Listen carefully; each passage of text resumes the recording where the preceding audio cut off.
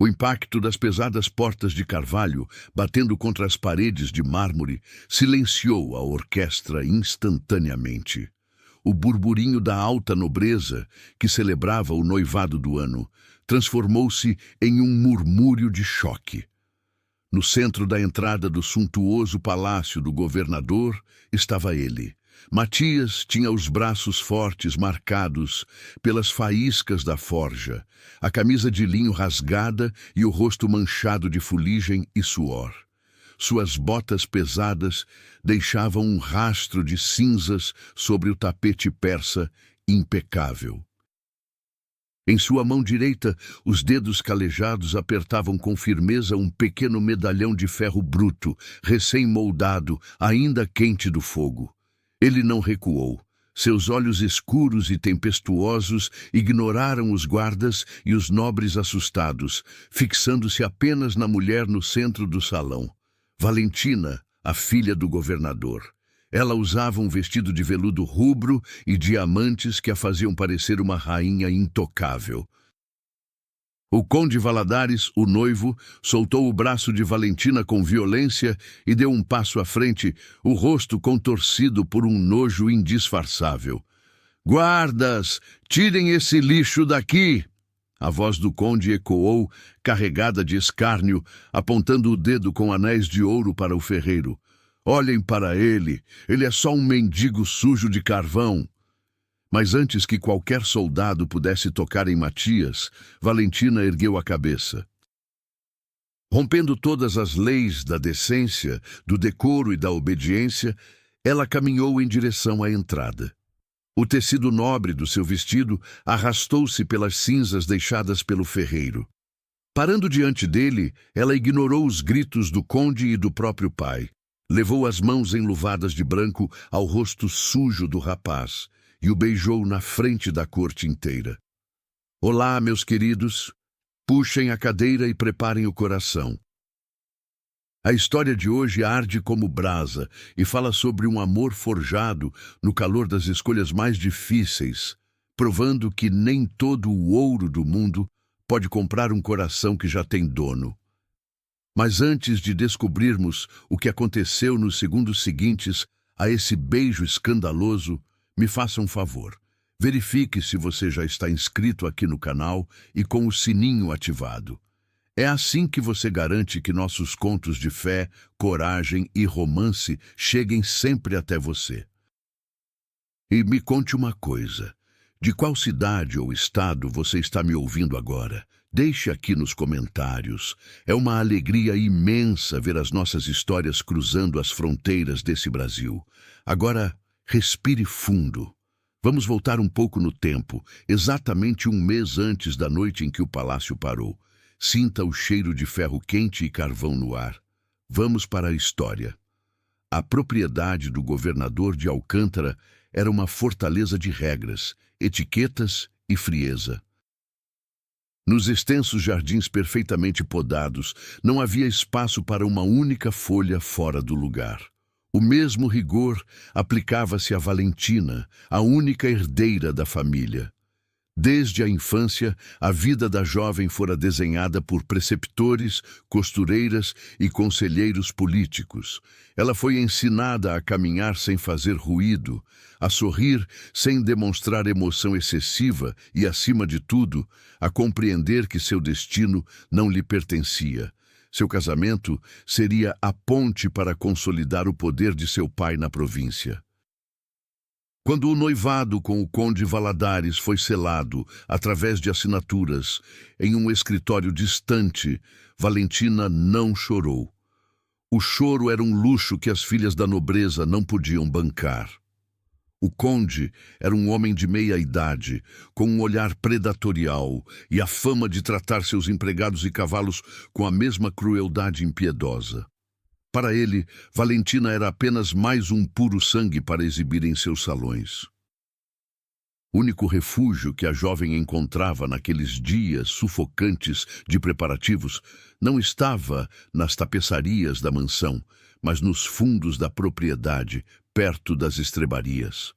Lá ficava a oficina do ferreiro da vila. Foi em uma tarde chuvosa, fugindo das intermináveis provas de vestidos e dos olhares avaliadores da mãe, que Valentina buscou abrigo sob o telhado rústico da forja. O calor do lugar a atingiu como um abraço apertado. O ar cheirava a metal derretido e lenha queimando. No centro do galpão, iluminado apenas pelo clarão incandescente das chamas, estava Matias. Ele não a viu entrar. O rapaz empunhava um pesado martelo de ferro, golpeando uma lâmina incandescente sobre a bigorna com uma força rítmica e hipnótica. O suor brilhava em seus ombros largos e braços musculosos, marcados pelo esforço bruto diário. Havia uma honestidade crua na forma como ele trabalhava o metal, dobrando a matéria mais dura da terra com as próprias mãos, transformando algo bruto em algo útil e belo. Valentina ficou paralisada nas sombras, maravilhada. Naquele mundo de porcelana frágil e conversas falsas onde ela vivia, Matias era a coisa mais real que ela já havia presenciado. O movimento de Valentina ao ajeitar a saia molhada chamou a atenção do rapaz. Ele parou o martelo no meio do ar, virando-se abruptamente. Quando seus olhos escuros encontraram a herdeira do governador encolhida perto das toras de lenha, a surpresa cruzou seu rosto, rapidamente substituída por uma postura defensiva.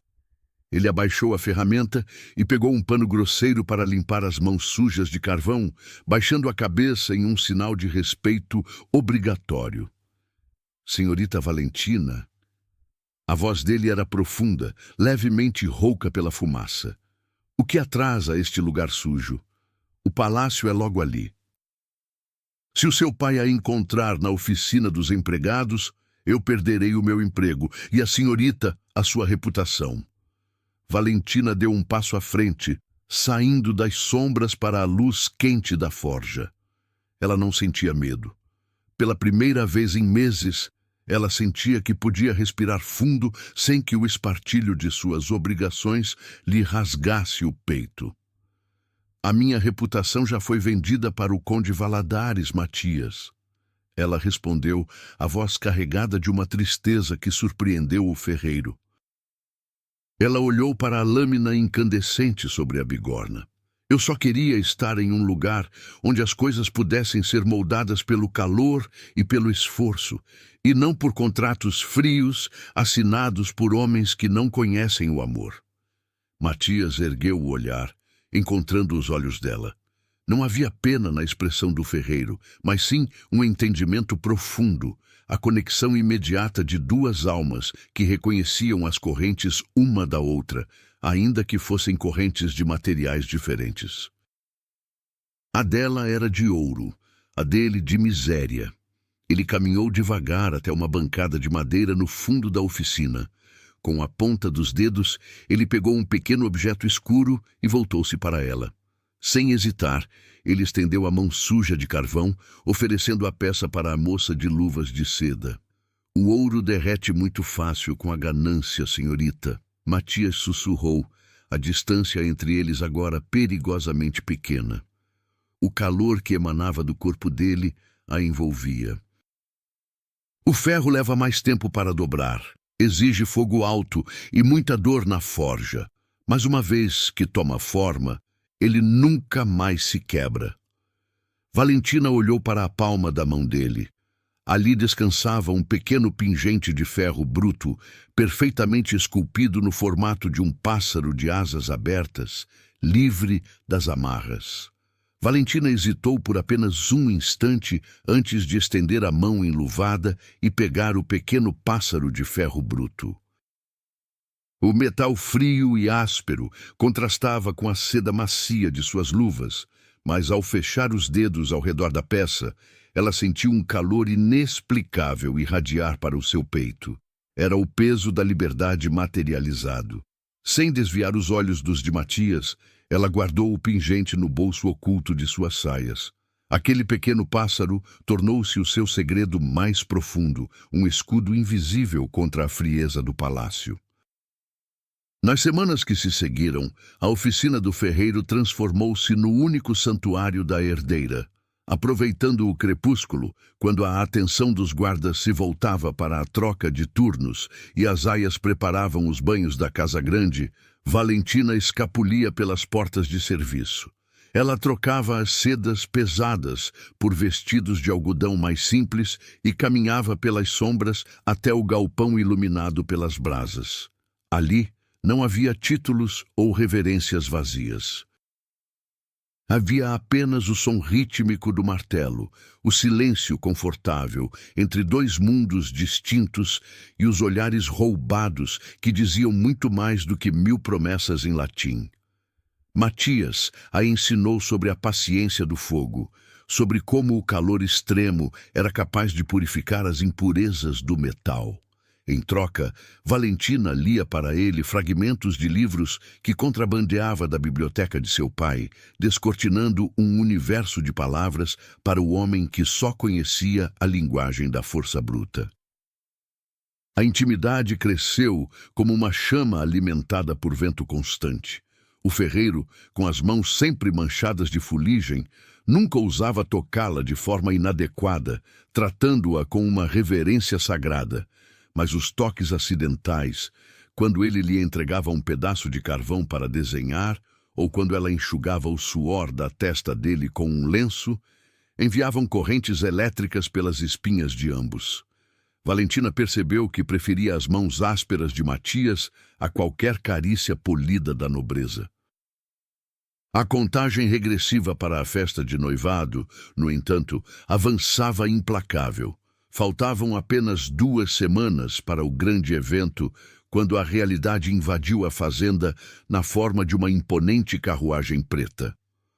O conde Valadares havia chegado mais cedo do que o previsto para os preparativos finais. Quando Valentina foi convocada ao salão principal para recebê-lo, o contraste a atingiu como um golpe físico. Valadares desceu da carruagem, vestindo trajes impecáveis de lã escura e uma bengala de prata. Sua expressão era de um tédio profundo. Ao caminhar pelos jardins, um dos cães de caça da fazenda correu em sua direção abanando o rabo. Sem alterar o ritmo dos passos, o conde desferiu um chute brutal nas costelas do animal, afastando-o do seu caminho com uma expressão de puro asco. Valentina, assistindo à cena da varanda, sentiu o estômago revirar. Aquele era o homem a quem seu pai a havia vendido. Um homem que não suportava a vida ao seu redor.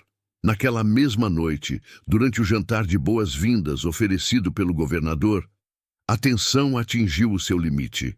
O salão de jantar brilhava com dezenas de candelabros e a mesa farta exibia o poder da família. Valentina usava um vestido claro e pérolas no pescoço, mantendo a postura rígida e o olhar baixo.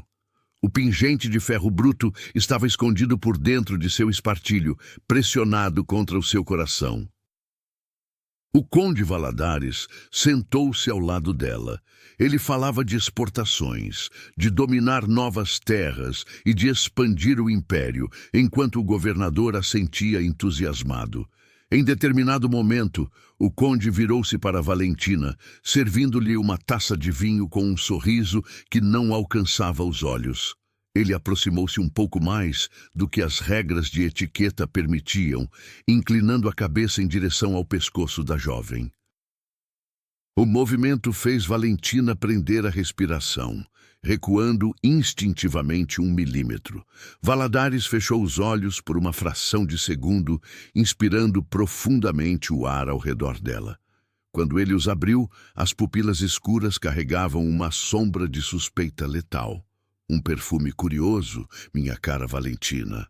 A voz do conde era um sussurro arrastado e perigoso, destinado apenas aos ouvidos dela, enquanto o governador ria de uma piada na outra ponta da mesa.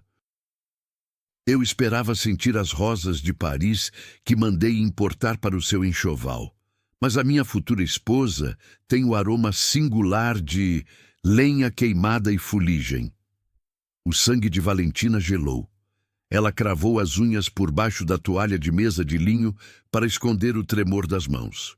Tenho caminhado perto das cozinhas externas, senhor.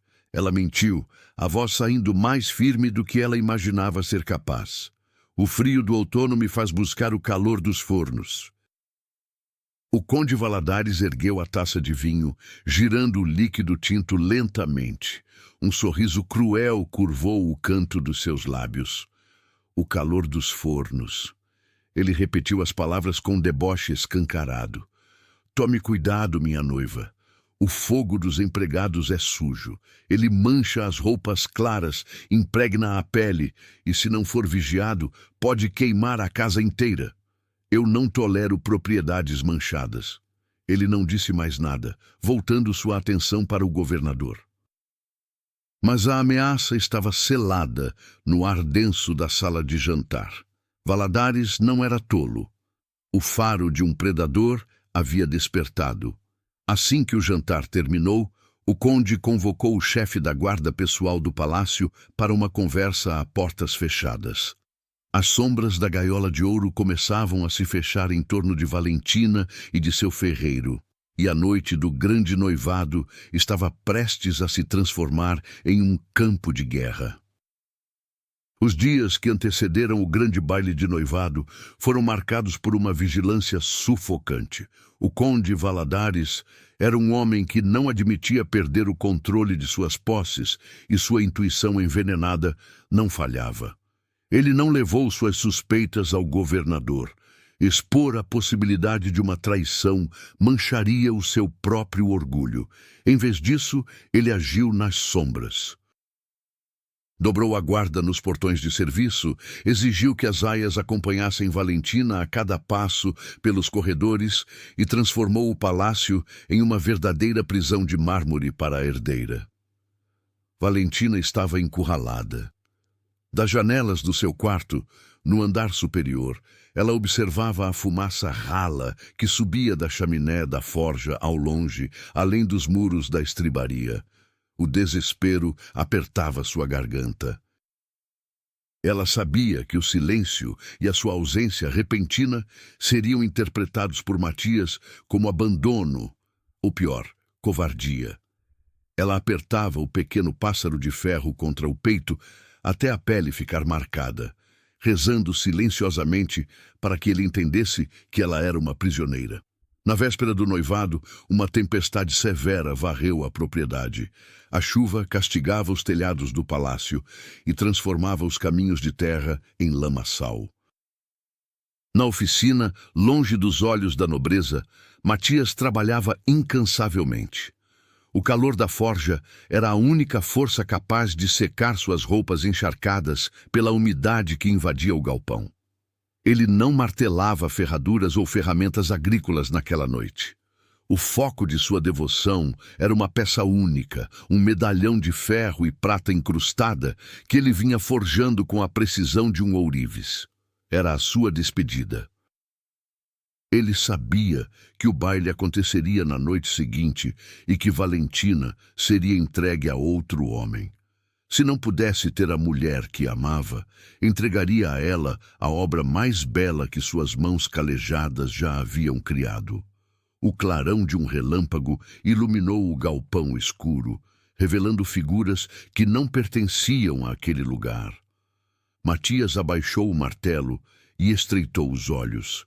Na entrada da forja, ladeado por 3 guardas armados do palácio, estava o conde Valadares. O aristocrata usava uma pesada capa de lã escura para se proteger da tempestade e cobria o nariz com um lenço de seda branca, demonstrando profunda repulsa pelo cheiro de fumaça e suor que dominava o ambiente. Então, é aqui que a sujeira se esconde. A voz de Valadares cortou o som da chuva, carregada de um desprezo venenoso. Ele caminhou lentamente para dentro da oficina, desviando das poças de água suja com a ponta da sua bengala. Eu imaginei que encontraria um covil de ratos, mas isso supera as minhas piores expectativas. Matias permaneceu imóvel, a postura reta, o martelo ainda firme em sua mão direita. Ele não abaixou a cabeça. Esta é a minha oficina, senhor. O trabalho é honesto e não ofende a ninguém. O que o conde deseja a esta hora da noite? Valadares soltou uma risada gélida. Ele fez um sinal imperceptível com a cabeça, e os 3 guardas avançaram silenciosamente cercando o ferreiro. Eu não discuto com ferramentas, rapaz. Eu as descarto quando estão defeituosas. O conde enfiou a mão enluvada no bolso do colete e atirou uma pesada bolsa de couro no chão de terra batida. O impacto fez moedas de ouro se espalharem pela lama. Há ouro suficiente aí para você desaparecer desta província. Compre uma forja em outro estado, beba até morrer, não me importa. Mas se eu vir o seu rosto imundo nos arredores deste palácio novamente, ou se você ousar erguer os olhos para a minha futura esposa, eu mandarei arrancar as suas mãos. Matias olhou para o ouro manchado de lama. O silêncio na oficina tornou-se denso, pesado como chumbo. Lentamente o ferreiro ergueu o olhar para o conde. Havia uma dignidade inabalável nos olhos escuros de Matias, uma força que nenhum título de nobreza poderia subjugar. O seu ouro não tem valor aqui, senhor Valadares, Matias respondeu, a voz profunda e incrivelmente calma. Pode guardá-lo para comprar o respeito dos seus capatazes, pois o coração de Valentina o senhor nunca terá. Ela não é uma das suas propriedades. O rosto do conde desfigurou-se em uma máscara de ódio puro. A audácia de um camponês em pronunciar o nome de sua noiva foi a faísca que detonou a fúria do aristocrata. Ensinem a esse animal qual é o seu lugar, Valadares gritou, recuando um passo. Os guardas atacaram simultaneamente. Matias era um homem formidável, forjado pelo trabalho duro. Ele bloqueou o primeiro golpe com o cabo do seu martelo, empurrando o agressor contra uma pilha de lenha. Mas a desvantagem numérica e o treinamento militar dos guardas prevaleceram. Uma pesada coronhada de espingarda atingiu as costas do ferreiro, derrubando-o de joelhos. A partir daquele momento, a covardia tomou conta da oficina. Golpes sucessivos choveram sobre Matias. Ele não gritou, suportando a dor com uma resistência que apenas enfurecia mais os seus agressores. Eles destruíram as bancadas, derrubaram as ferramentas e espalharam as brasas da forja pelo chão molhado. Quando Matias finalmente caiu exausto, sangrando e com a respiração entrecortada, o conde Valadares aproximou-se. Com a ponta da bota de couro fino, ele pisou cruelmente sobre a mão direita do ferreiro, a mesma mão que moldava o ferro, a mesma mão que havia tocado o rosto de Valentina. Matias fechou os olhos, travando o maxilar para sufocar o gemido de dor, enquanto o peso do conde esmagava seus dedos contra a terra. Você não é nada. Valadares sussurrou, a voz transbordando veneno. É apenas carvão e poeira. Se eu souber que o seu nome cruzou os lábios dela mais uma vez, eu o enterrarei vivo. Satisfeito com a destruição, o conde virou as costas e abandonou a oficina, seguido pelos guardas. A carruagem partiu sob a chuva, deixando para trás apenas a escuridão e a ruína. Sozinho no chão frio e enlameado, Matias sentiu o gosto de sangue na boca. Cada músculo do seu corpo gritava de dor, e a sua mão direita latejava terrivelmente. A tempestade lá fora continuava implacável. Mas ao abrir os olhos, ele viu que o pequeno medalhão, escondido sob a bigorna durante o ataque, permanecia intacto. Com um esforço sobre-humano, o ferreiro arrastou-se até as brasas que ainda resistiam à água. Ele não iria fugir.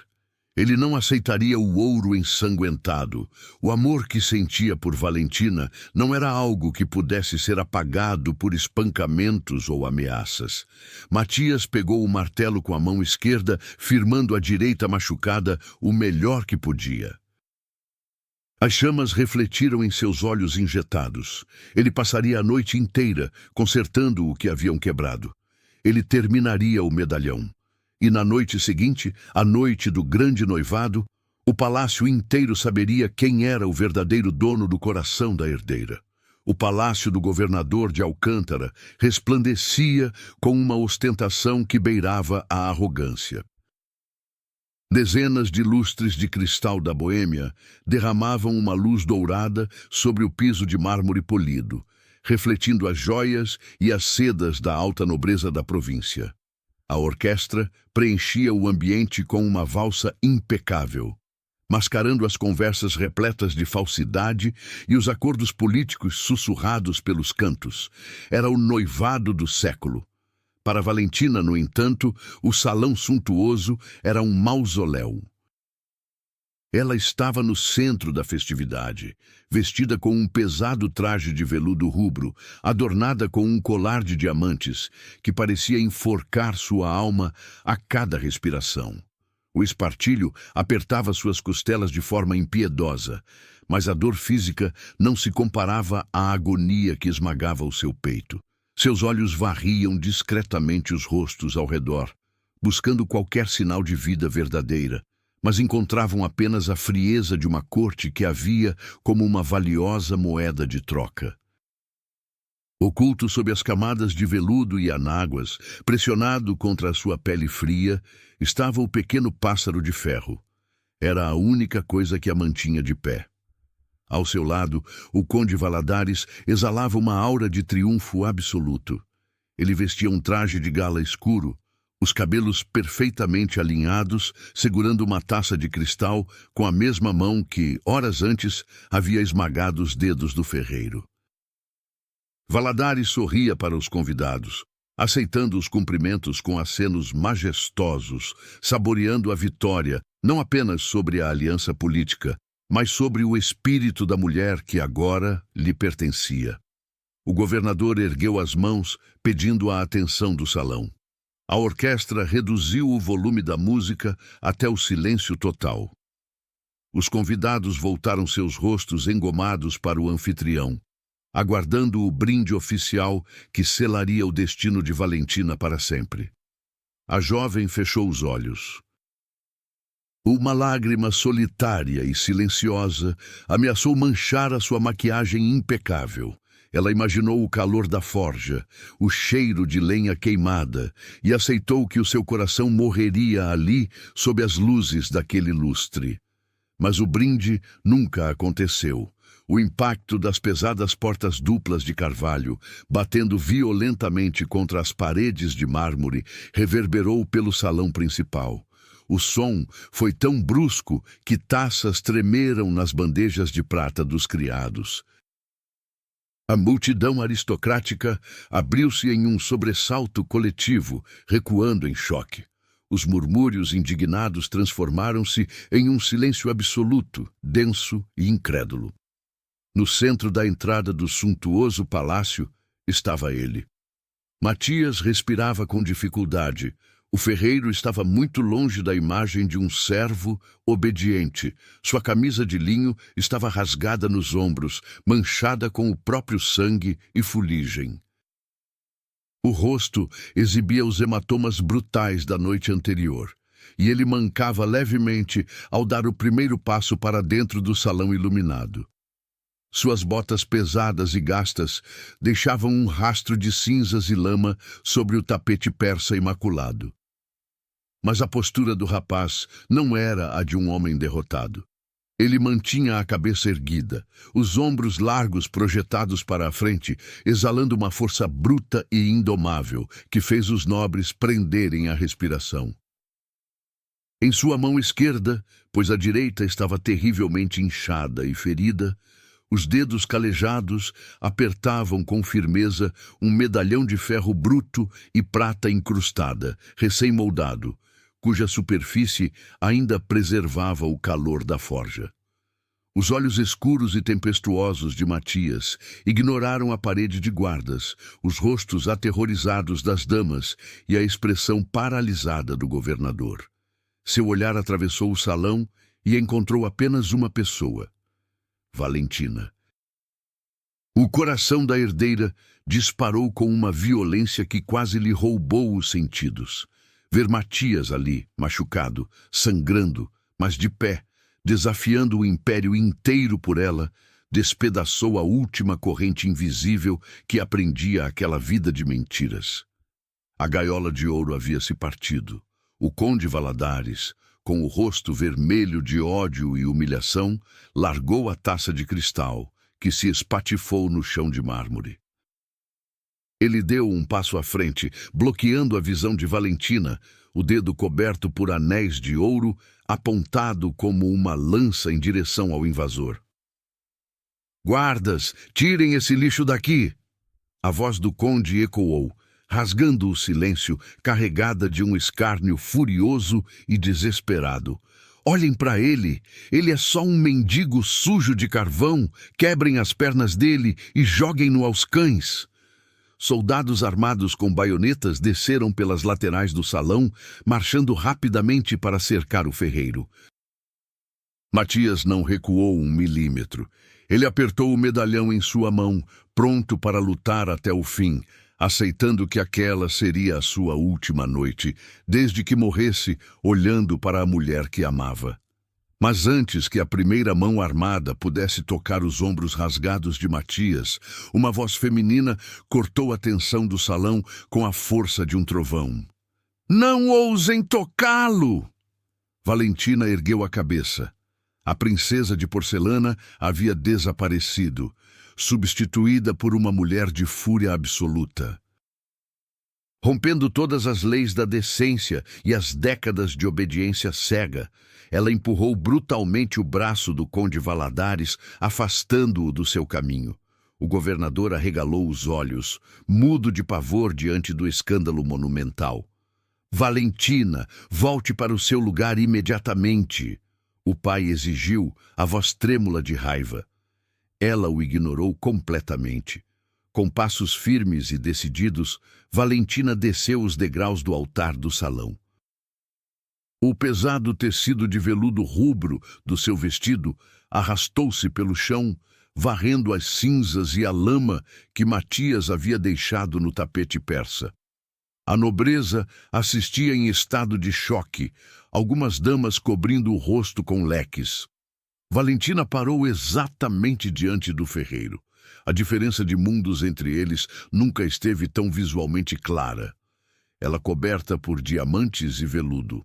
Ele, banhado em sangue, suor e carvão. Matias olhou para baixo, a respiração ofegante, os olhos marejados de devoção, e abriu a mão machucada, revelando o medalhão de ferro. "Eu terminei a peça, senhorita." Ele sussurrou, a voz rouca, o amor transbordando em cada sílaba. Valentina não olhou para o medalhão. Ela olhou para os ferimentos no rosto dele, compreendendo instantaneamente quem havia sido o autor daquela covardia. Ignorando os gritos do conde e a fúria do próprio pai, ela ergueu as duas mãos enluvadas de branco. Sem hesitar, Valentina segurou o rosto sujo de fuligem e sangue do ferreiro e o puxou para si.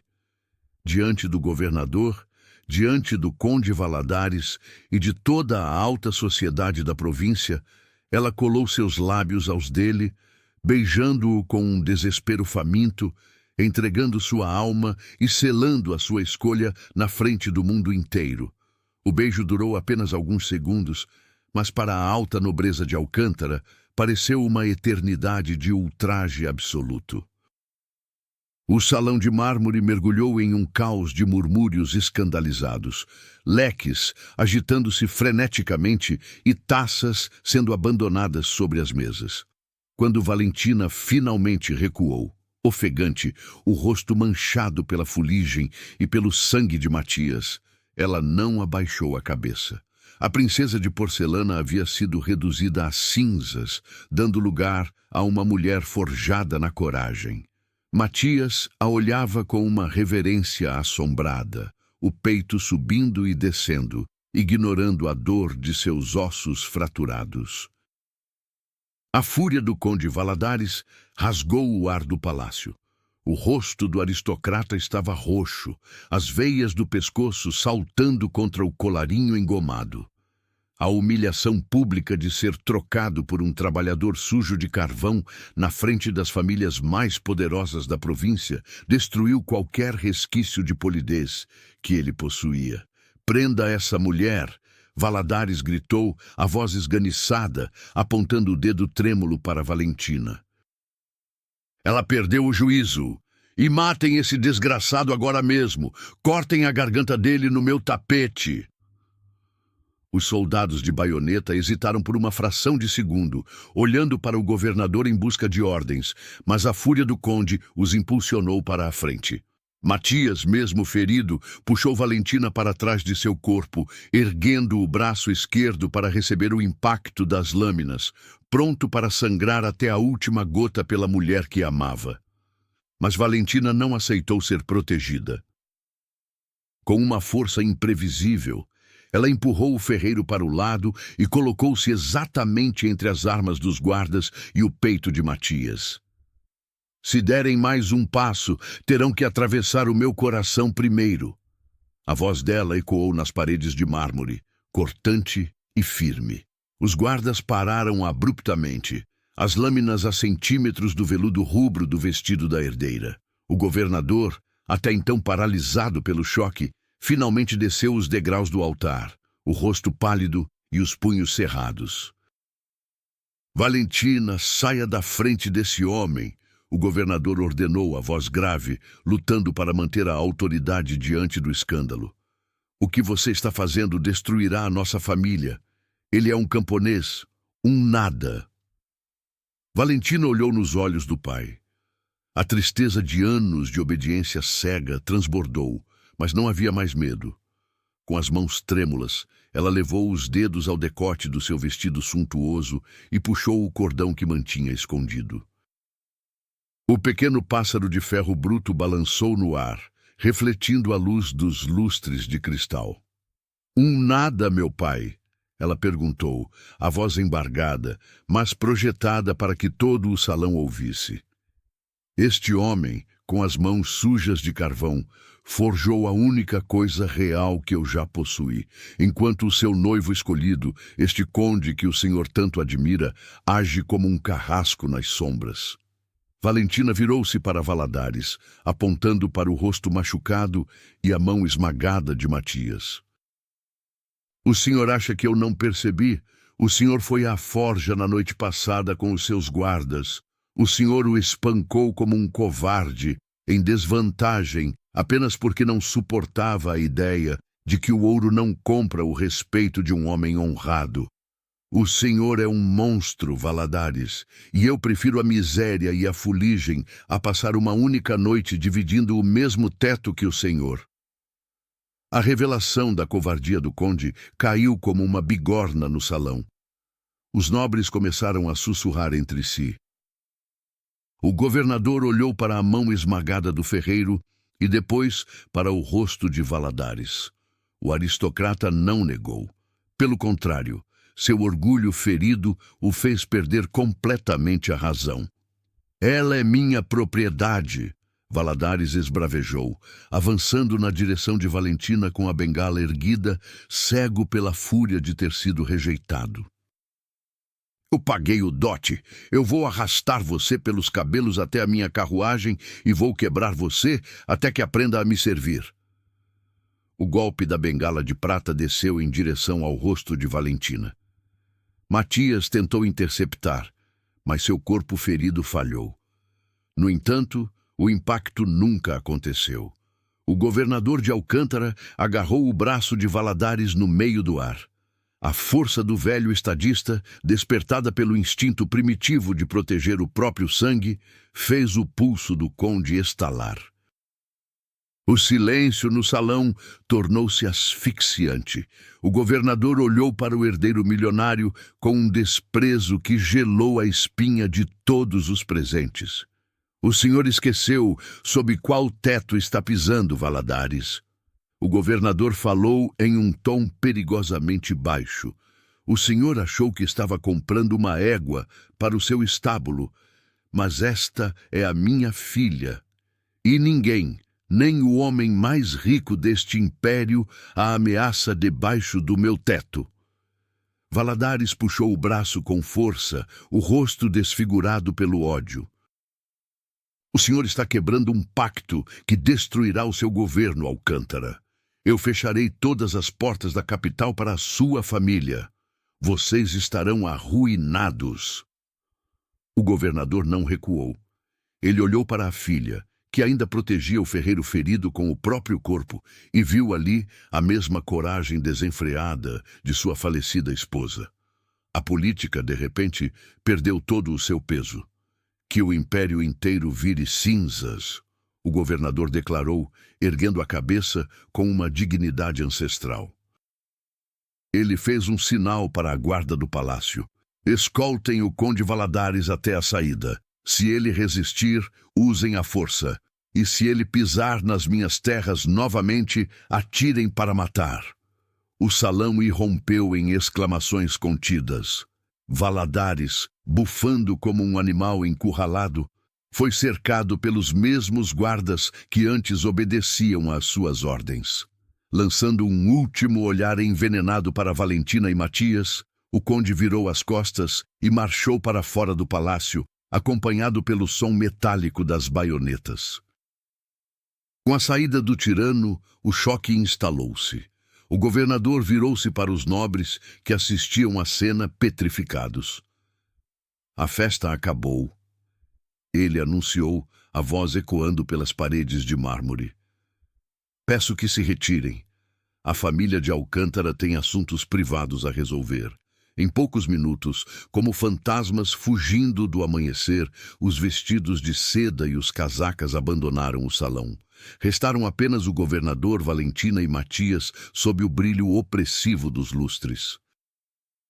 O velho pai suspirou profundamente, os ombros caindo sob o peso das consequências de sua decisão.